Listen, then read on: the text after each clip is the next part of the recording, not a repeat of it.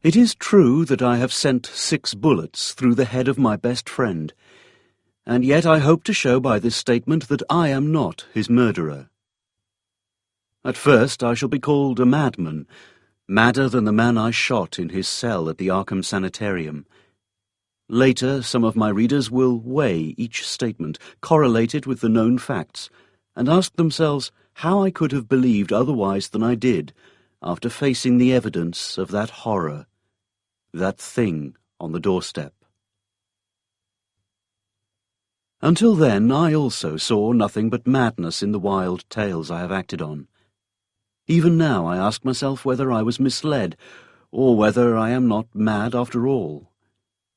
I do not know, but others have strange things to tell of Edward and Asenath Darby, and even the stolid police are at their wits' end to account for that last terrible visit.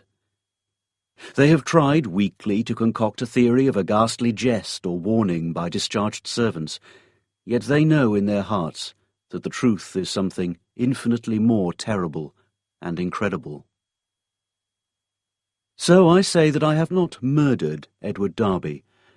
Rather have I avenged him, and in so doing purged the earth of a horror whose survival might have loosed untold terrors on all mankind.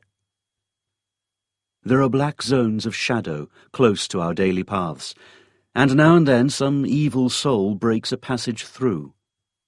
When that happens, the man who knows must strike before reckoning the consequences. I have known Edward Pickman Darby all his life. 8 years my junior, he was so precocious that we had much in common from the time he was 8 and I was 16. He was the most phenomenal child scholar I have ever known, and at 7 was writing verse of a sombre, fantastic, almost morbid cast, which astonished the tutors surrounding him. Perhaps his private education and coddled seclusion had something to do with his premature flowering. An only child, he had organic weaknesses which startled his doting parents and caused them to keep him closely chained to their side. He was never allowed out without his nurse, and seldom had a chance to play unconstrainedly with other children.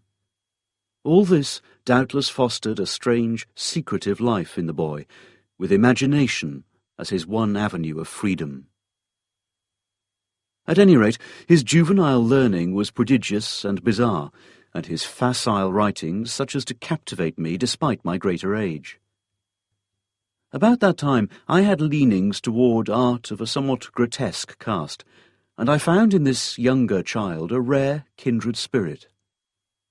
What lay beyond our joint love of shadows and marvels was, no doubt, the ancient, mouldering and subtly fearsome town in which we live, witch-cursed, legend-haunted Arkham, whose huddled, sagging, gambrel roofs and crumbling Georgian balustrades brood out the centuries beside the darkly muttering Miskatonic.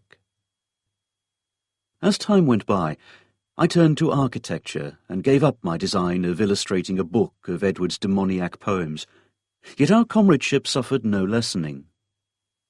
Young Darby's odd genius developed remarkably, and in his 18th year his collected nightmare lyrics made a real sensation when issued under the title Azathoth and Other Horrors.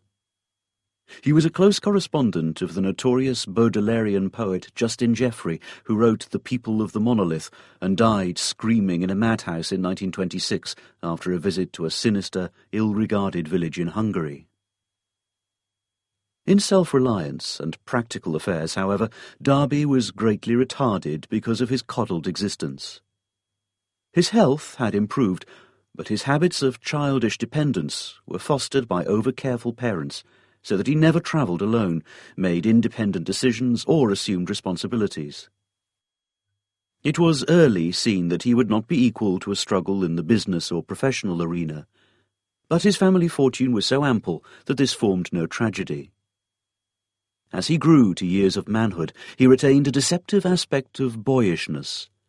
Blond and blue-eyed, he had the fresh complexion of a child, and his attempts to raise a moustache were discernible only with difficulty.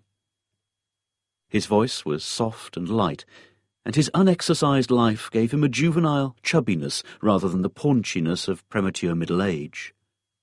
He was of good height, and his handsome face would have made him a notable gallant had not his shyness led him to seclusion and bookishness. Darby's parents took him abroad every summer, and he was quick to seize on the surface aspects of European thought and expression. His Poe-like talents turned more and more toward the decadent, and other artistic sensitiveness and yearnings were half aroused in him. We had great discussion in those days. I'd been through Harvard, had studied in a Boston architect's office, had married, and had finally returned to Arkham to practice my profession, settling in the family homestead in Saltonstall Street since my father had moved to Florida for his health. Edward used to call almost every evening, till I came to regard him as one of the household. He had a characteristic way of ringing the doorbell or sounding the knocker that grew to be a veritable code signal, so that after dinner I always listened for the familiar 3 brisk strokes, followed by 2 more after a pause. Less frequently I would visit at his house and note with envy the obscure volumes in his constantly growing library. Darby went through Miskatonic University in Arkham, since his parents would not let him board away from them. He entered at 16 and completed his course in 3 years, majoring in English and French literature and receiving high marks in everything but mathematics and the sciences. He mingled very little with the other students, though looking enviously at the daring or bohemian set, whose superficially smart language and meaningless ironic pose he aped, and whose dubious conduct he wished he dared adopt. What he did do was to become an almost fanatical devotee of subterranean magical lore, for which Miskatonic's library was and is famous.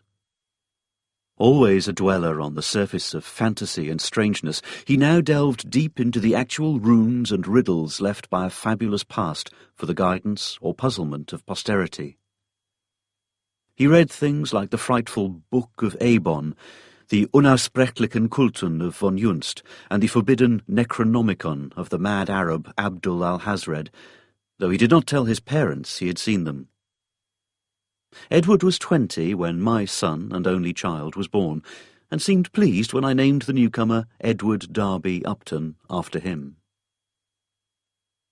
By the time he was 25, Edward Darby was a prodigiously learned man and a fairly well-known poet and fantasist, though his lack of contacts and responsibilities had slowed down his literary growth by making his products derivative and over-bookish. I was perhaps his closest friend, finding him an inexhaustible mine of vital theoretical topics, while he relied on me for advice in whatever matters he did not wish to refer to his parents. He remained single, more through shyness, inertia, and parental protectiveness than through inclination, and moved in society only to the slightest and most perfunctory extent. When the war came, both health and ingrained timidity kept him at home. I went to Plattsburgh for a commission, but never got overseas. So the years wore on. Edward's mother died when he was 34, and for months he was incapacitated by some odd psychological malady. His father took him to Europe, however, and he managed to pull out of his trouble without visible effects.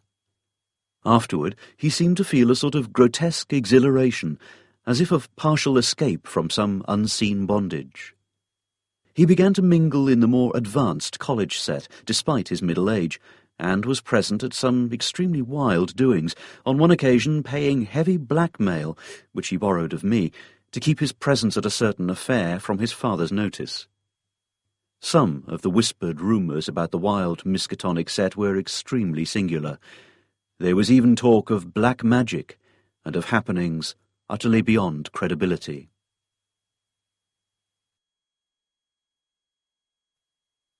Chapter 2. Edward was 38 when he met Asenath Waite. She was, I judge, about 23 at the time and was taking a special course in medieval metaphysics at Miskatonic. The daughter of a friend of mine had met her before in the Hall School at Kingsport, and had been inclined to shun her because of her odd reputation. She was dark, smallish, and very good-looking except for over-protuberant eyes, but something in her expression alienated extremely sensitive people. It was, however, largely her origin and conversation which caused average folk to avoid her. She was one of the Innsmouth waits, and dark legends have clustered for generations about crumbling, half-deserted Innsmouth and its people. There are tales of horrible bargains about the year 1850, and of a strange element not quite human in the ancient families of the run-down fishing port, tales such as only old-time Yankees can devise and repeat with proper awesomeness. Asenath's case was aggravated by the fact that she was Ephraim Waite's daughter, the child of his old age by an unknown wife who always went veiled. Ephraim lived in a half-decayed mansion in Washington Street, Innsmouth, and those who had seen the place, Arkham folk avoid going to Innsmouth whenever they can, declared that the attic windows were always boarded, and that strange sounds sometimes floated from within as evening drew on. The old man was known to have been a prodigious magical student in his day, and legend averred that he could raise or quell storms at sea according to his whim. I had seen him once or twice in my youth as he came to Arkham to consult forbidden tomes at the college library, and had hated his wolfish, saturnine face with its tangle of iron-grey beard. He had died insane, under rather queer circumstances, just before his daughter, by his will made a nominal ward of the principal, entered the Hall School. But she had been his morbidly avid pupil, and looked fiendishly like him at times. The friend, whose daughter had gone to school with Asenath Waite, repeated many curious things when the news of Edward's acquaintance with her began to spread about. Asenath, it seemed, had posed as a kind of magician at school, and had really seemed able to accomplish some highly baffling marvels. She professed to be able to raise thunderstorms, though her seeming success was generally laid to some uncanny knack at prediction. All animals markedly disliked her, and she could make any dog howl by certain motions of her right hand. There were times when she displayed snatches of knowledge and language very singular and very shocking for a young girl, when she would frighten her schoolmates with leers and winks of an inexplicable kind, and would seem to extract an obscene, zestful irony from her present situation.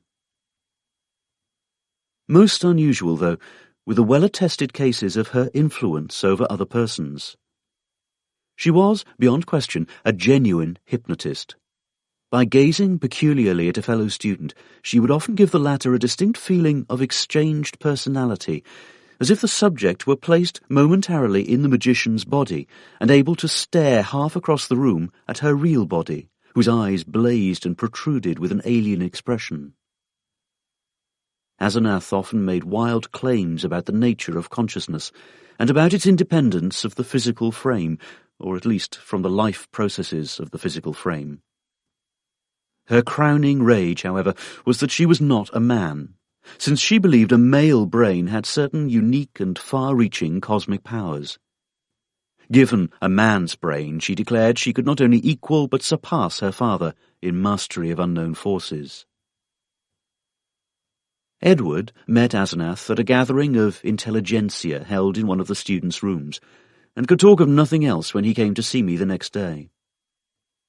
He had found her full of the interests and erudition which engrossed him most, and was in addition wildly taken with her appearance. I had never seen the young woman, and recalled casual references only faintly, but I knew who she was. It seemed rather regrettable that Darby should become so upheaved about her, but I said nothing to discourage him, since infatuation thrives on opposition.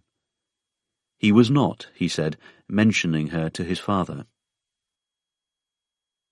In the next few weeks I heard of very little but Asenath from young Darby.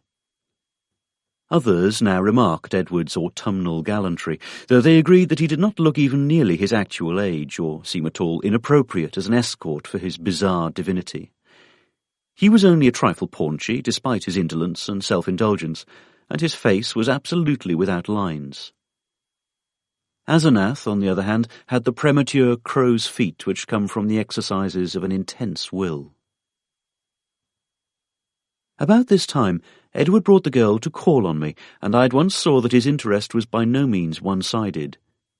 She eyed him continually with an almost predatory air, and I perceived that their intimacy was beyond untangling. Soon afterward, I had a visit from old Mr. Darby, whom I'd always admired and respected. He had heard the tales of his son's new friendship, and had wormed the whole truth out of the boy. Edward meant to marry Asenath, and had even been looking at houses in the suburbs. Knowing my usually great influence with his son, the father wondered if I could help to break the ill-advised affair off, but I regretfully expressed my doubts. This time, it was not a question of Edward's weak will, but of the woman's strong will. The perennial child had transferred his dependence from the parental image to a new and stronger image, and nothing could be done about it. The wedding was performed a month later, by a justice of the peace according to the bride's request. Mr. Darby, at my advice, offered no opposition, and he, my wife, my son, and I attended the brief ceremony, the other guests being wild young people from the college. Asenath had bought the old Crowninshield place in the country at the end of High Street, and they proposed to settle there after a short trip to Innsmouth, whence 3 servants and some books and household goods were to be brought. It was probably not so much consideration for Edward and his father, as a personal wish to be near the college, its library, and its crowd of sophisticates that made Asenath settle in Arkham instead of returning permanently home. When Edward called on me after the honeymoon, I thought he looked slightly changed. Asenath had made him get rid of the undeveloped moustache, but there was more than that.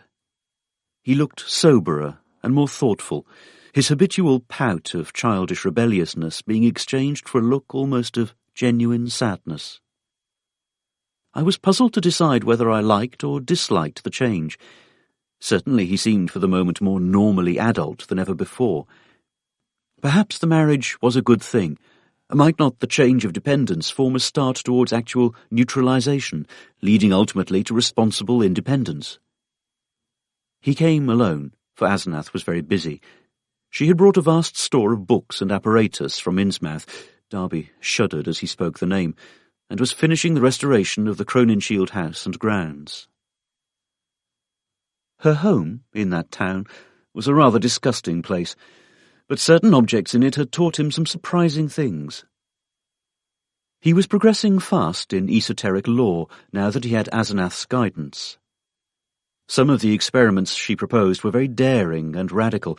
He did not feel at liberty to describe them, but he had confidence in her powers and intentions. The 3 servants were very queer. An incredibly aged couple who had been with old Ephraim and referred occasionally to him and to Asenath's dead mother in a cryptic way, and a swarthy young wench who had marked anomalies of feature and seemed to exude a perpetual odour of fish.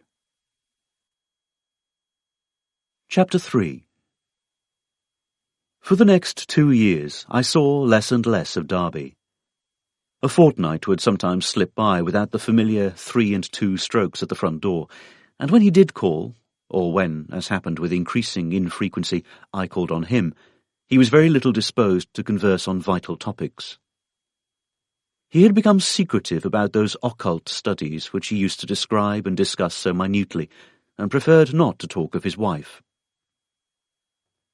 She had aged tremendously since her marriage, till now, oddly enough, she seemed the elder of the 2. Her face held the most concentratedly determined expression I had ever seen, and her whole aspect seemed to gain a vague, unplaceable repulsiveness. My wife and son noticed it as much as I, and we all ceased gradually to call on her, for which, Edward admitted in one of his boyishly tactless moments, she was unmitigatedly grateful.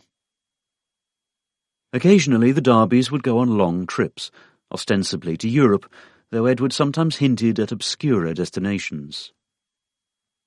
It was after the first year that people began talking about the change in Edward Darby. It was very casual talk, for the change was purely psychological, but it brought up some interesting points. Now and then it seemed Edward was observed to wear an expression and to do things wholly incompatible with his usual flabby nature. For example, although in the old days he could not drive a car, He was now seen occasionally to dash into or out of the old Crowninshield driveway with Asenath's powerful Packard, handling it like a master, and meeting traffic entanglements with a skill and determination utterly alien to his accustomed nature. In such cases he seemed always to be just back from some trip, or just starting on one. What sort of trip, no one could guess, although he mostly favoured the Innsmouth road. Oddly, the metamorphosis did not seem altogether pleasing.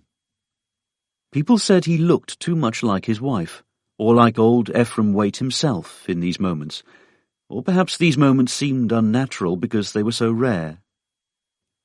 Sometimes, hours after starting out in this way, he would return listlessly sprawled on the rear seat of the car while an obviously hired chauffeur or mechanic drove.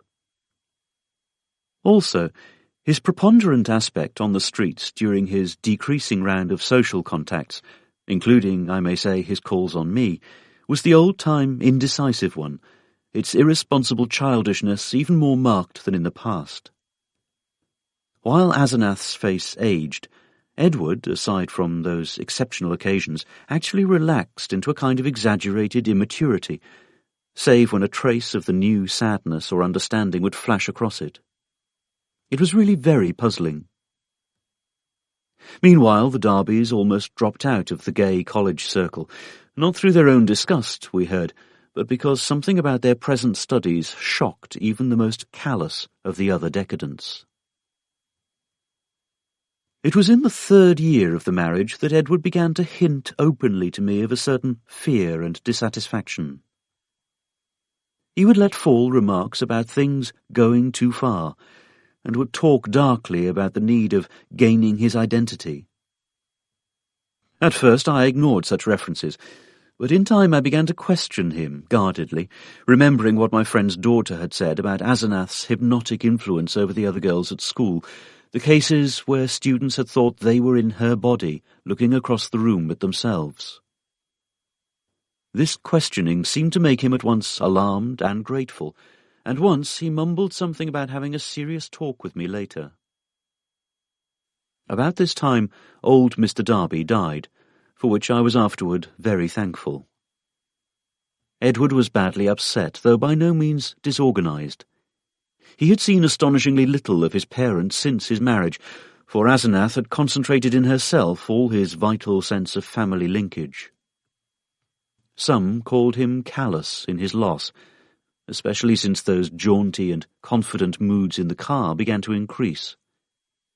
He now wished to move back into the old family mansion, but Asenath insisted on staying in the Crowninshield house, to which she had become well adjusted. Not long afterward, my wife heard a curious thing from a friend, one of the few who had not dropped the Darbys. She had been out to the end of High Street to call on the couple, and had seen a car shoot briskly out of the drive with Edward's oddly confident and almost sneering face above the wheel. Ringing the bell, she had been told by the repulsive wench that Asenath was also out, but had chanced to look at the house in leaving. There, at one of Edward's library windows, she had glimpsed a hastily withdrawn face, a face whose expression of pain, defeat, and whistless hopelessness was poignant beyond description. It was, incredibly enough in view of its usual domineering cast, Asenath's. Yet the caller had vowed that in that instant the sad, muddled eyes of poor Edward were gazing out from it. Edward's calls now grew a trifle more frequent, and his hints occasionally became concrete. What he said was not to be believed even in centuried and legend-haunted Arkham, but he threw out his dark lore with a sincerity and convincingness which made one fear for his sanity. He talked about terrible meetings in lonely places, of cyclopean ruins in the heart of the Maine woods, beneath which vast staircases led down to abysses of nighted secrets, of complex angles that led through invisible walls to other regions of space and time, and of hideous exchanges of personality that permitted explorations in remote and forbidden places or other worlds and in different space-time continua.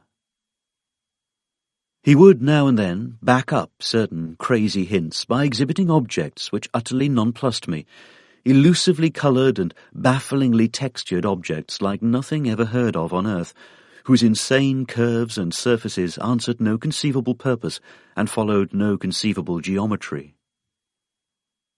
These things, he said, came from outside, and his wife knew how to get them. Sometimes, but always in frightened and ambiguous whisper, he would suggest things about old Ephraim Waite, whom he had seen occasionally at the college library in the old days. These adumbrations were never specific, but seemed to revolve around some especially horrible doubt as to whether the old wizard were really dead, in a spiritual as well as corporeal sense. At times Darby would halt abruptly in his revelations, and I wondered whether Asenath could possibly have divined his speech at a distance and cut him off through some unknown sort of telepathic mesmerism, some power of the kind she had displayed at school. Certainly, she suspected that he told me things, for as the weeks passed, she tried to stop his visits with words and glances of a most inexplicable potency. Only with difficulty could he get to see me, for although he would pretend to be going somewhere else, some invisible force would generally clog his motions or make him forget his destination for the time being. His visits usually came when Asenath was away in her own body, as he once oddly put it. She always found out later. The servants watched his goings and comings, but evidently she thought it inexpedient to do anything drastic. Chapter 4. Darby had been married more than 3 years on that August day when I got that telegram from Maine. I had not seen him for 2 months, but had heard he was away on business. Asenath was supposed to be with him, though watchful gossip declared there was someone upstairs in the house behind the doubly curtained windows. They had watched the purchases made by the servants, and now the town marshal at Chesuncook had wired of the draggled madman who stumbled out of the woods with delirious ravings and screamed to me for protection. It was Edward, and he had been just able to recall his own name and address. Chesuncook is close to the wildest, deepest, and least explored forest belt in Maine, and it took a whole day of feverish jolting through fantastic and forbidding scenery to get there in a car. I found Darby in a cell at the town farm, vacillating between frenzy and apathy. He knew me at once, and began pouring out a meaningless, half-incoherent torrent of words in my direction. "Dan, for God's sake! The pit of the Shoggoths! Down the 6,000 steps! The abomination of abominations! I never would let her take me, and then I found myself there. Ya! Shup Nigorath!" The shape rose up from the altar, and there were 500 that howled. The hooded thing bleated, "Kamog, Kamog." That was old Ephraim's secret name in the coven. I was there, where she promised she wouldn't take me. A minute before I was locked in the library, and then I was there where she had gone with my body, in the place of utter blasphemy, the unholy pit where the black realm begins and the watcher guards the gate. I saw a Shoggoth. It changed shape. I can't stand it. I'll kill her if she ever sends me there again. I'll kill that entity, her, him, it. I'll kill it. I'll kill it with my own hands. It took me an hour to quiet him, but he subsided at last. The next day I got him decent clothes in the village and set out with him for Arkham. His fury of hysteria was spent, and he was inclined to be silent, though he began muttering darkly to himself when the car passed through Augusta, as if the sight of a city aroused unpleasant memories. It was clear that he did not wish to go home, and considering the fantastic delusions he seemed to have about his wife, delusions undoubtedly springing from some actual hypnotic ordeal to which he'd been subjected, I thought it would be better if he did not. I resolved, put him up myself for a time, no matter what unpleasantness it would make with Asenath. Later, I would help him get a divorce. For most assuredly there were mental factors which made this marriage suicidal for him. When we struck open country again, Darby's muttering faded away, and I let him nod and drowse on the seat beside me as I drove. During our sunset dash through Portland, the muttering commenced again, more distinctly than before, and as I listened I caught a stream of utterly insane drivel about Asenath. The extent to which she had preyed on Edward's nerves was plain, for he had woven a whole set of hallucinations around her. His present predicament, he mumbled furtively, was only one of a long series. She was getting hold of him, and he knew that some day she would never let go. Even now she probably let him go only when she had to, because she couldn't hold on long at a time. She constantly took his body and went to nameless places for nameless rites, leaving him in her body and locking him upstairs. But sometimes she couldn't hold on, and he would find himself suddenly in his own body again in some far-off, horrible and perhaps unknown place. Sometimes she'd get hold of him again, and sometimes she couldn't. Often he was left stranded somewhere, as I had found him. Time and again he had to find his way home from frightful distances, getting somebody to drive the car after he found it. The worst thing was that she was holding on to him longer and longer at a time. She wanted to be a man, to be fully human. That was why she got hold of him. She had sensed the mixture of fine-wrought brain and weak will in him. Some day she would crowd him out and disappear with his body, disappear to become a great magician like her father, and leave him marooned in that female shell that wasn't even quite human. Yes, he knew about the Innsmouth blood now. There had been traffic with things from the sea. It was horrible. And old Ephraim, he had known the secret, and when he grew old did a hideous thing to keep alive. He wanted to live forever. Asenath would succeed. One successful demonstration had taken place already.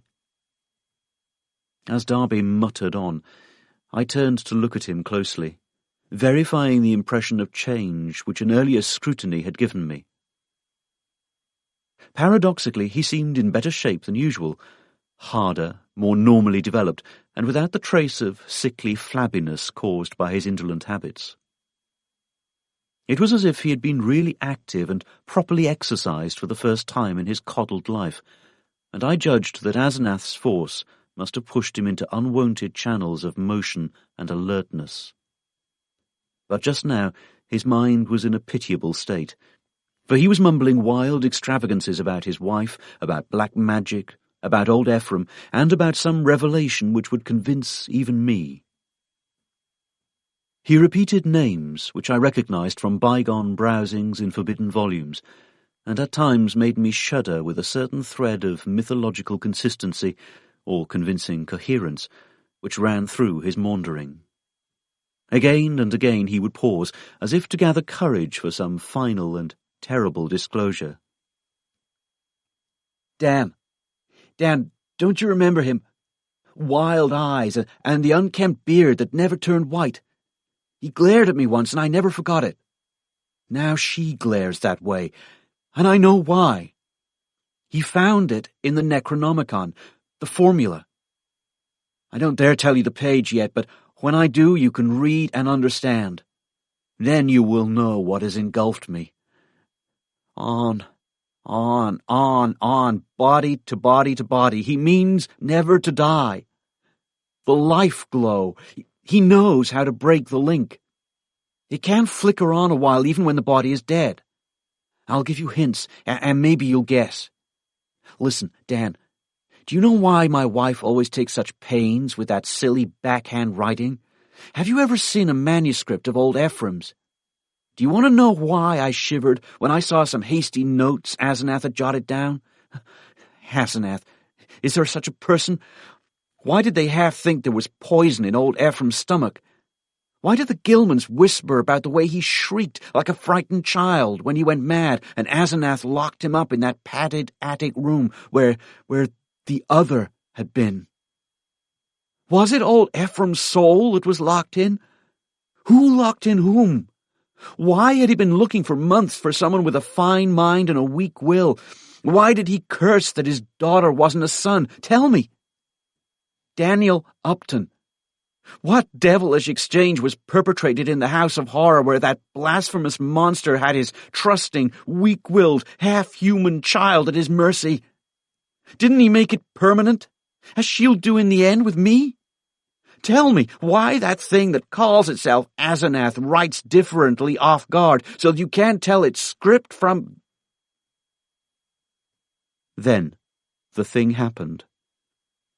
Darby's voice was rising to a thin treble scream as he raved, when suddenly it was shut off with an almost mechanical click. I thought of those other occasions at my home when his confidence had abruptly ceased, when I had half fancied that some obscure telepathic wave of Asenath's mental force was intervening to keep him silent.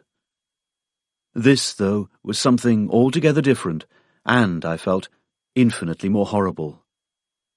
The face beside me was twisted almost unrecognizably for a moment, while through the whole body there passed a shivering motion, as if all the bones, organs, muscles, nerves, and glands were adjusting themselves to a radically different posture, set of stresses, and general personality. Just where the supreme horror lay, I could not for my life tell, yet there swept over me such a swamping wave of sickness and repulsion, such a freezing, petrifying sense of utter alienage and abnormality, that my grasp of the wheel grew feeble and uncertain.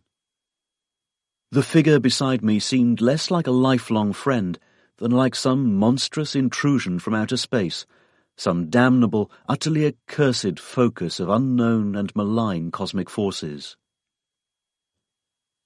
I had faltered only a moment, but before another moment was over, my companion had seized the wheel and forced me to change places with him.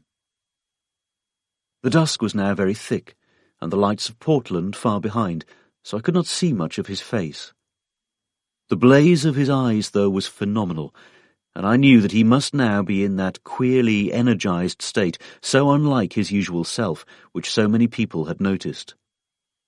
It seemed odd and incredible that listless Edward Darby, he who could never assert himself and who had never learned to drive, should be ordering me about and taking the wheel of my own car, yet that was precisely what had happened.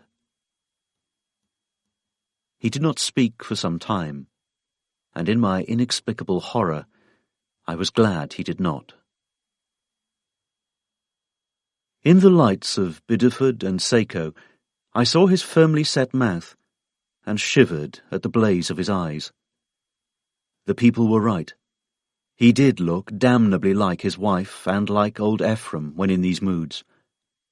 I did not wonder that the moods were disliked. There was certainly something unnatural in them, and I felt the sinister element all the more because of the wild ravings I'd been hearing. This man, for all my lifelong knowledge of Edward Pickman Darby, was a stranger, an intrusion of some sort from the black abyss. He did not speak until we were on a dark stretch of road, and when he did, his voice seemed utterly unfamiliar. It was deeper, firmer, and more decisive than I had ever known it to be, while its accent and pronunciation were altogether changed, though vaguely, remotely, and rather disturbingly recalling something I could not quite place. There was, I thought, a trace of very profound and very genuine irony in the timbre, not the flashy, meaninglessly jaunty pseudo-irony of the callow sophisticate which Darby had habitually affected. There was, I thought, a trace of very profound and very genuine irony in the timbre, not the flashy, meaninglessly jaunty pseudo-irony of the callow sophisticate which Darby had habitually affected, but something grim, basic, pervasive, and potentially evil. I marvelled at the self-possession so soon following the spell of panic-struck muttering. "I hope you'll forgive my attack back there, Upton," he was saying. "You know what my nerves are, and I guess you can excuse such things. I'm enormously grateful, of course, for this lift home. And you must forget, too, any crazy things I may have been saying about my wife, and about things in general. That's what comes from overstudy in a field like mine." My philosophy is full of bizarre concepts. When the mind gets worn out, it cooks up all sorts of imaginary, concrete applications. I shall take a rest from now on. You probably won't see me for some time, and you needn't blame Asenath for it. This trip was a bit queer, but it's really very simple. There are certain Indian relics in the North Wood, standing stones and all that, which mean a good deal in folklore. Asenath and I are following that stuff up. It was a hard search, so I seem to have gone off my head. I must send somebody for the car when I get home. A month's relaxation will put me on my feet. I do not recall just what my own part of the conversation was, for the baffling alienage of my seatmate filled all my consciousness. With every moment, my feeling of elusive cosmic horror increased, till at length I was in a virtual delirium of longing for the end of the drive. Darby did not offer to relinquish the wheel, and I was glad of the speed with which Portsmouth and Newburyport flashed by. At the junction where the main highway runs inland and avoids Innsmouth, I was half afraid my driver would take the bleak shore road that goes through that damnable place. He did not, however, but darted rapidly past Rowley and Ipswich toward our destination. We reached Arkham before midnight, and found the lights still on at the old Crowninshield house. Darby left the car with a hasty repetition of his thanks, and I drove home alone with a curious feeling of relief. It had been a terrible drive, all the more terrible because I could not quite tell why, and I did not regret Darby's forecast of a long absence from my company. The next 2 months were full of rumours. People spoke of seeing Darby more and more in his new energised state, and Asenath was scarcely ever in to her callers. I had only one visit from Edward, when he called briefly in Asenath's car, duly reclaimed from wherever he had left it in Maine, to get some books he had lent me. He was in his new state, and paused only long enough for some evasively polite remarks. It was plain that he had nothing to discuss with me when in this condition, and I noticed that he did not even trouble to give the old 3 and 2 signal when ringing the doorbell. As on that evening in the car, I felt a faint, infinitely deep horror which I could not explain, so that his swift departure was a prodigious relief. In mid-September, Darby was away for a week, and some of the decadent college set talked knowingly of the matter, hinting at a meeting with a notorious cult leader lately expelled from England, who had established headquarters in New York. For my part, I could not get that strange ride from Maine out of my head. The transformation I had witnessed had affected me profoundly, and I caught myself again and again trying to account for the thing, and for the extreme horror it had inspired in me. But the oddest rumours were those about the sobbing in the old Crowninshield house. The voice seemed to be a woman's, and some of the younger people thought it sounded like Asenath's. It was heard only at rare intervals, and would sometimes be choked off as if by force. There was talk of an investigation, but this was dispelled one day when Asenath appeared in the streets and chatted in a sprightly way with a large number of acquaintances, apologising for her recent absence, and speaking incidentally about the nervous breakdown and hysteria of a guest from Boston. The guest was never seen, but Asenath's appearance left nothing to be said. And then someone complicated matters by whispering that the sobs had once or twice been in a man's voice. One evening in mid-October, I heard the familiar 3 and 2 ring at the front door. Answering it myself, I found Edward on the steps, and saw in a moment that his personality was the old one which I had not encountered since the day of his ravings on that terrible ride from Chesuncook. His face was twitching with a mixture of odd emotions in which fear and triumph seemed to share dominion, and he looked furtively over his shoulder as I closed the door behind him. Following me clumsily to the study, he asked for some whisky to steady his nerves. I forbore to question him, but waited till he felt like beginning whatever he wanted to say. At length he ventured some information in a choking voice. "Asenath has gone, Dan." We had a long talk last night while the servants were out, and I made her promise to stop preying on me. Of course, I had certain occult defenses I never told you about. She had to give in, but got frightfully angry, just packed up and started for New York. Walked right out to catch the 8:20 into Boston. I suppose people will talk, but I can't help that. You needn't mention that there was any trouble, just say she's gone on a long research trip. She's probably going to stay with one of her horrible groups of devotees. I hope she'll go west and get a divorce. Anyhow, I've made her promise to keep away and let me alone. It was horrible, Dan. She was stealing my body, crowding me out, making a prisoner of me. I lay low and pretended to let her do it, but I had to be on the watch. I could plan if I was careful, for she can't read my mind literally or in detail. All she could read of my planning was a sort of general mood of rebellion, and she always thought I was helpless. Never thought I could get the best of her. But I had a spell or two that worked. Darby looked over his shoulder and took some more whiskey. I paid off those damned servants this morning when they got back. They were ugly about it and asked questions, but they went. They're her kin, Innsmouth people, and were hand and glove with her. I hope they'll let me alone. I didn't like the way they laughed when they walked away. I must get as many of Dad's old servants again as I can. I'll move back home now. I suppose you think I'm crazy, Dan. But Arkham history ought to hint at things that back up what I've told you and what I'm going to tell you.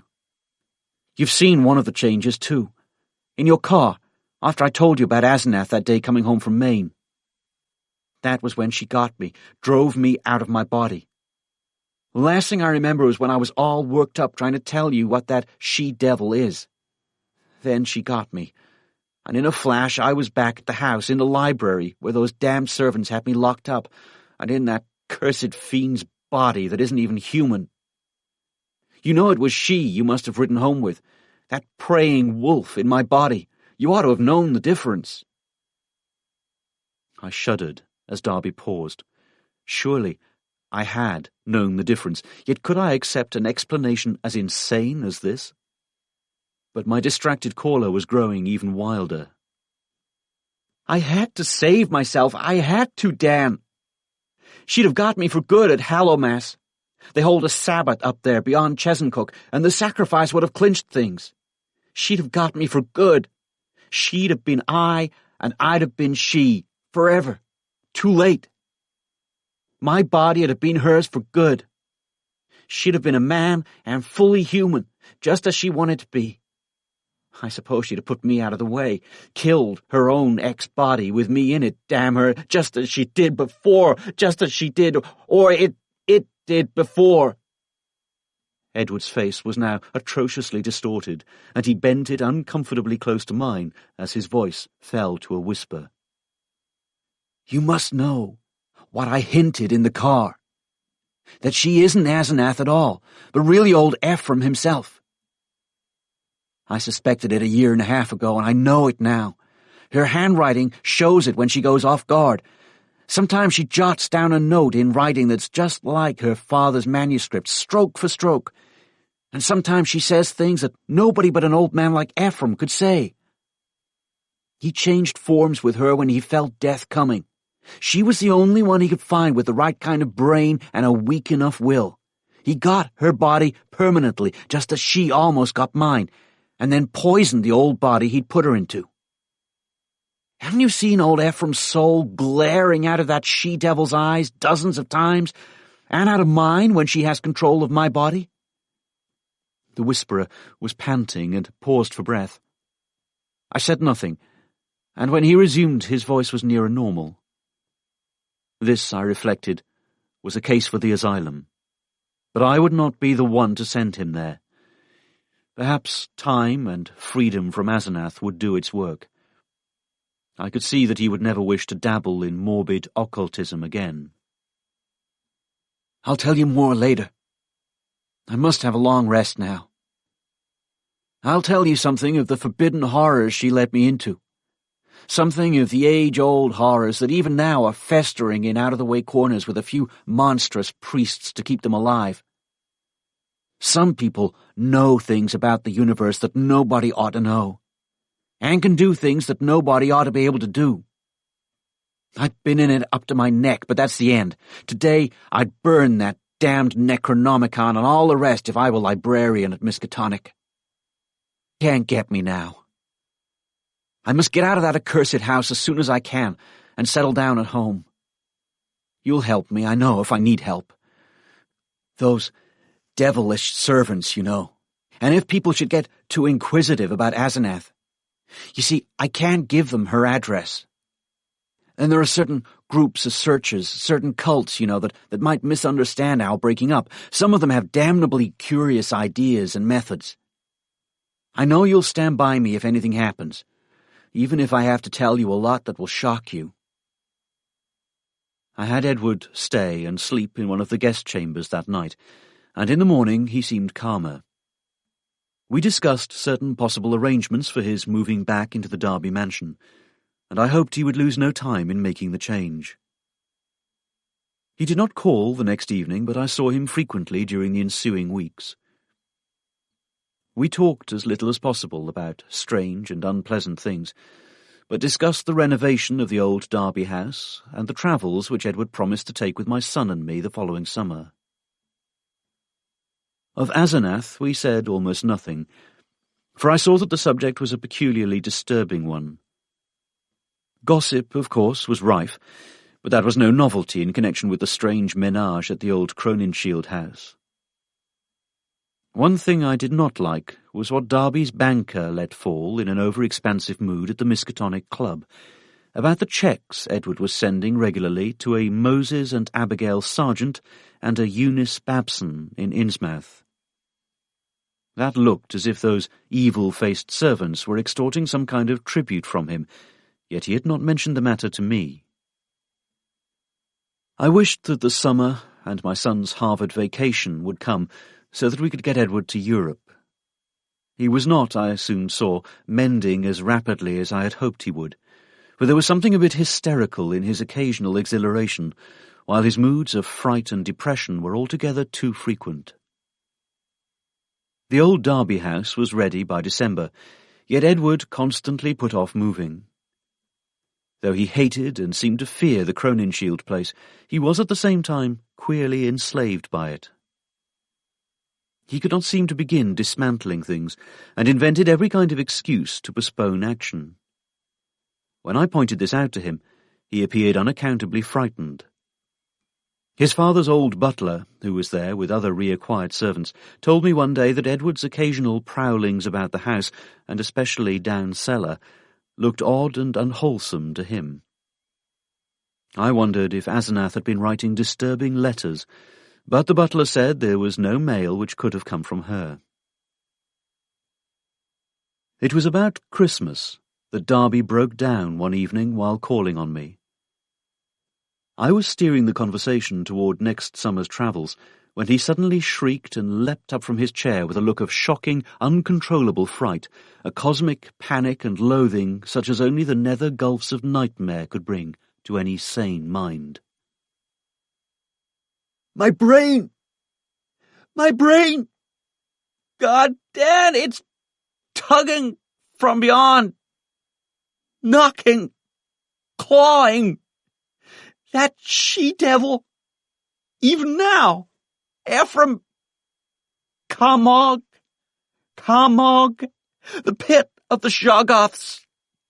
Ya, Shub-Nuggerath, the goat with 1,000 young. The flame beyond body, beyond life, in the earth.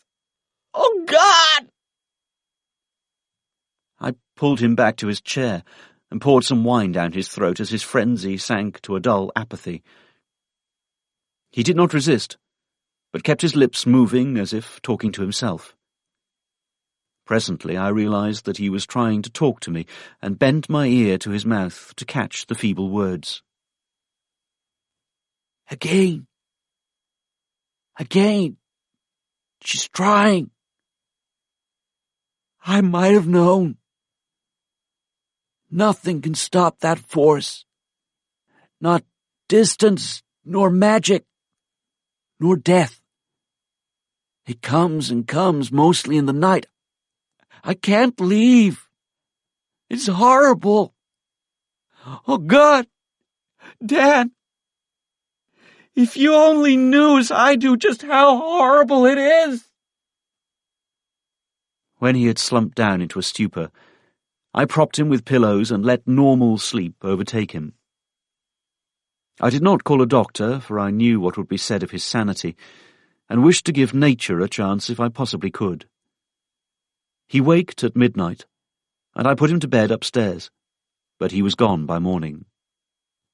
He had let himself quietly out of the house, and his butler, when called on the wire, said he was at home, pacing about the library. Edward went to pieces rapidly after that. He did not call again, but I went daily to see him. He would always be sitting in his library, staring at nothing and having an air of abnormal listening. Sometimes he talked rationally, but always on trivial topics. Any mention of his trouble, of future plans, or of Asenath would send him into a frenzy. His butler said he had frightful seizures at night, during which he might eventually do himself harm. I had a long talk with his doctor, banker, and lawyer, and finally took the physician with 2 specialist colleagues to visit him. The spasms that resulted from the first questions were violent and pitiable, and that evening a closed car took his poor, struggling body to the Arkham Sanitarium. I was made his guardian, and called on him twice weekly, almost weeping to hear his wild shrieks, awesome whispers, and dreadful, droning repetitions of such phrases as, "I had to do it! I had to do it! It'll get me! It'll get me! Down there in the dark! Mother! Mother! Dan! Save me! Save me!" How much hope of recovery there was, no one could say, but I tried my best to be optimistic. Edward must have a home if he emerged, so I transferred his servants to the Derby mansion, which would surely be his sane choice. What to do about the Crowninshield place with its complex arrangements and collections of utterly inexplicable objects, I could not decide, so left it momentarily untouched, telling the Derby household to go over and dust the chief rooms once a week, and ordering the furnace man to have a fire on those days. The final nightmare came before Candlemas, heralded in cruel irony by a false gleam of hope. One morning late in January, the sanitarium telephoned to report that Edward's reason had suddenly come back. His continuous memory, they said, was badly impaired, but sanity itself was certain. Of course, he must remain some time for observation, but there could be little doubt of the outcome. All going well, he would surely be free in a week. I hastened over in a flood of delight, but stood bewildered when a nurse took me to Edward's room. The patient rose to greet me, extending his hand with a polite smile, but I saw in an instant that he bore the strangely energized personality which had seemed so foreign to his own nature, the competent personality I'd found so vaguely horrible, and which Edward himself had once vowed was the intruding soul of his wife. There was the same blazing vision, so like Asenath's and old Ephraim's, and the same firm mouth, and when he spoke I could sense the same grim, pervasive irony in his voice, the deep irony so redolent of potential evil. This was the person who had driven my car through the night 5 months before, the person I had not seen since that brief call when he'd forgotten the old-time doorbell signal and stirred such nebulous fears in me, and now he filled me with the same dim feeling of blasphemous alienage and ineffable cosmic hideousness. He spoke affably of arrangements for release, and there was nothing for me to do but assent, despite some remarkable gaps in his recent memories. Yet I felt that something was terribly, inexplicably wrong and abnormal. There were horrors in this thing that I could not reach. This was a sane person, but was it indeed the Edward Darby I had known? If not, who or what was it? And where was Edward? Ought it to be free or confined, or ought it to be extirpated from the face of the earth? There was a hint of the abysmally sardonic in everything the creature said. The Asenath-like eyes lent a special and baffling mockery to certain words about the early liberty earned by an especially close confinement. I must have behaved very awkwardly, and was glad to beat a retreat. All that day and the next I racked my brain over the problem. What had happened? What sort of mind looked out through those alien eyes in Edward's face? I could think of nothing but this dimly terrible enigma, and gave up all efforts to perform my usual work. The second morning, the hospital called up to say that the recovered patient was unchanged, and by evening I was close to a nervous collapse, a state I admit, though others will vow it coloured my subsequent vision. I have nothing to say on this point, except that no madness of mine could account for all the evidence. Chapter 5. It was in the night, after that second evening, that stark, utter horror burst over me and weighted my spirit with a black, clutching panic from which it can never shake free. It began with a telephone call just before midnight. I was the only one up, and sleepily took down the receiver in the library. No one seemed to be on the wire, and I was about to hang up and go to bed when my ear caught a very faint suspicion of sound at the other end. Was someone trying under great difficulties to talk? As I listened, I thought I heard a sort of half-liquid, bubbling noise, which had an odd suggestion of inarticulate, unintelligible words and syllable divisions. I called, "Who is it?" But the only answer was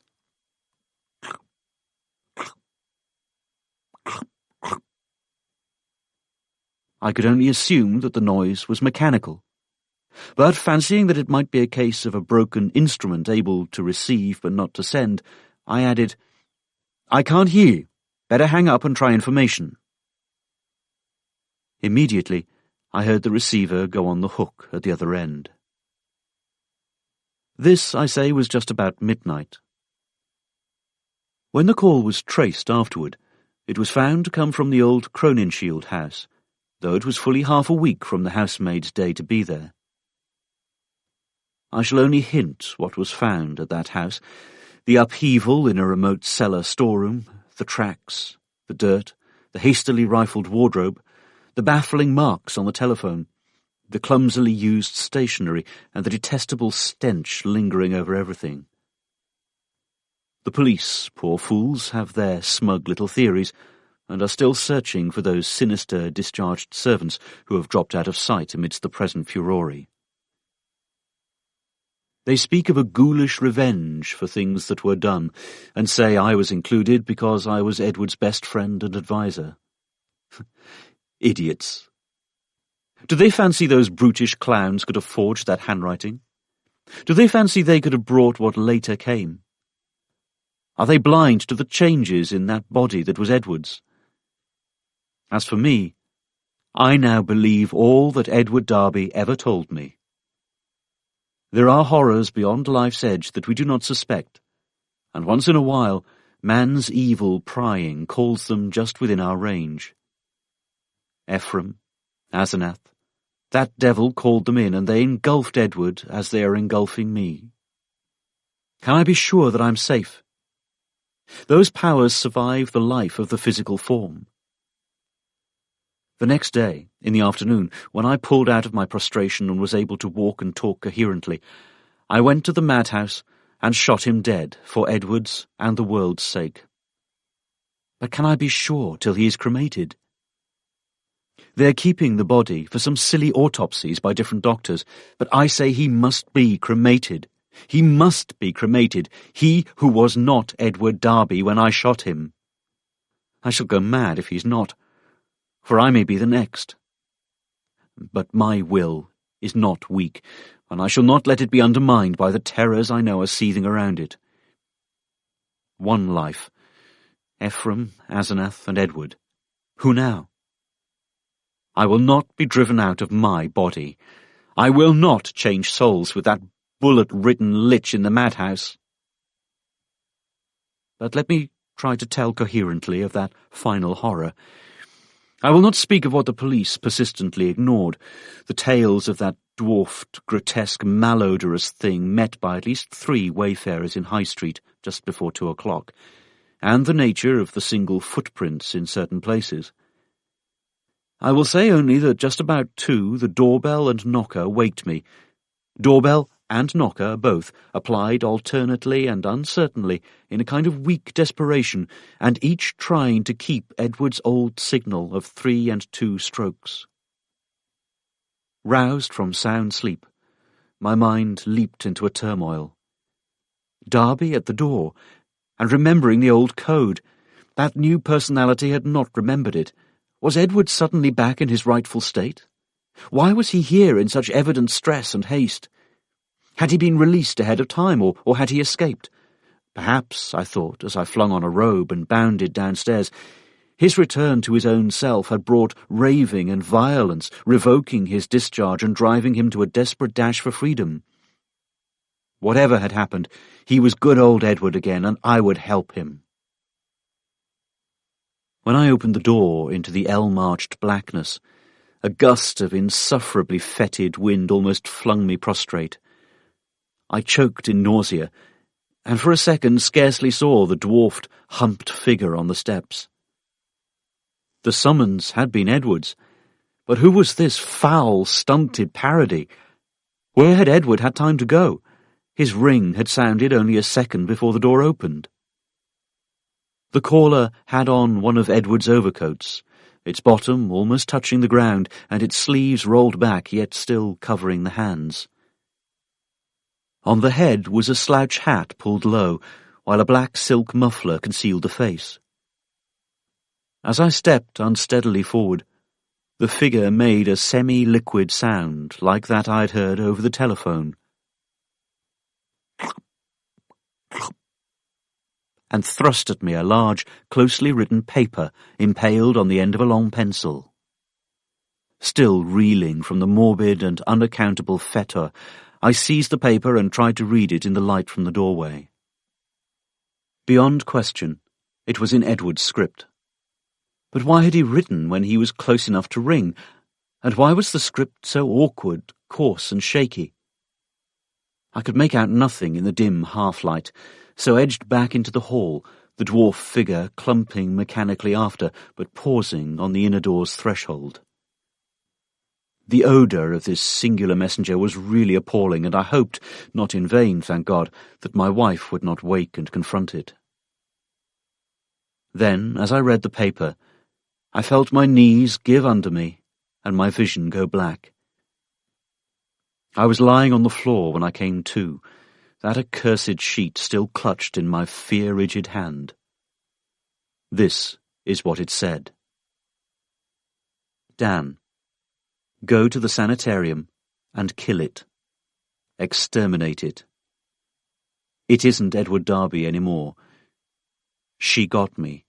It's Asenath, and she has been dead 3 months and a half.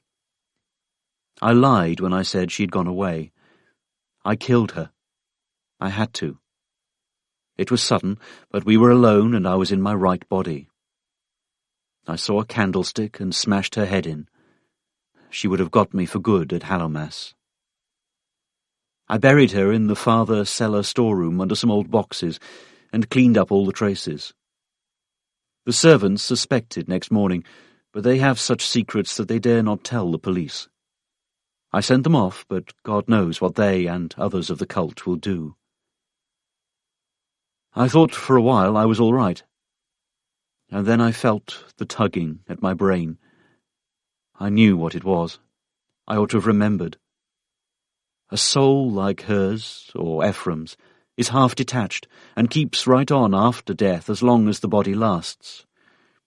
She was getting me, making me change bodies with her, seizing my body and putting me in that corpse of hers buried in the cellar.